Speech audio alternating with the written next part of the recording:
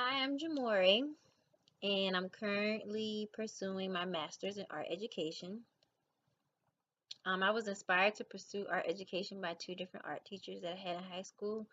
When I was growing up, I actually went to two different high schools, and both of my art teachers were really amazing and really inspired me to want to be like them when I was growing up.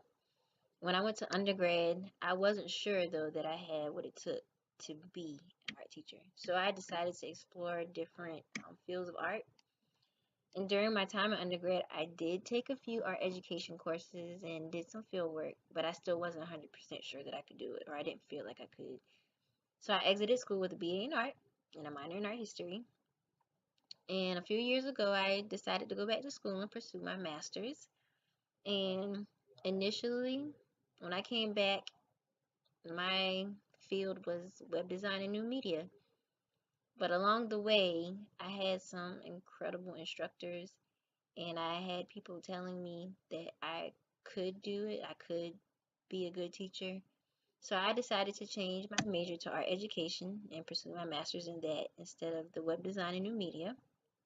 So it was me basically letting go of the fear that I had, and I decided to replace it with inspiration.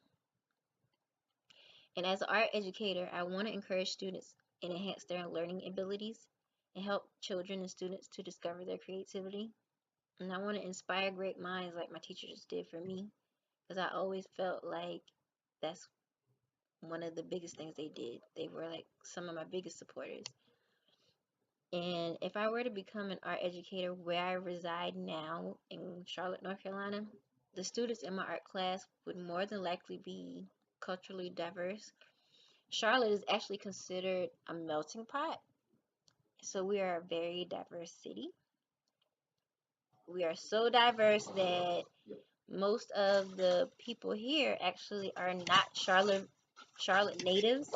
So when you find somebody that is actually from Charlotte, it's very rare. A concern that I thought about actually pertains to students with special needs and ELLs. As an educator, how can I help ELLs to succeed along their mainstream peers and distinguish between students who truly have learning disabilities from students who fail for other reasons, such as limited English proficiencies?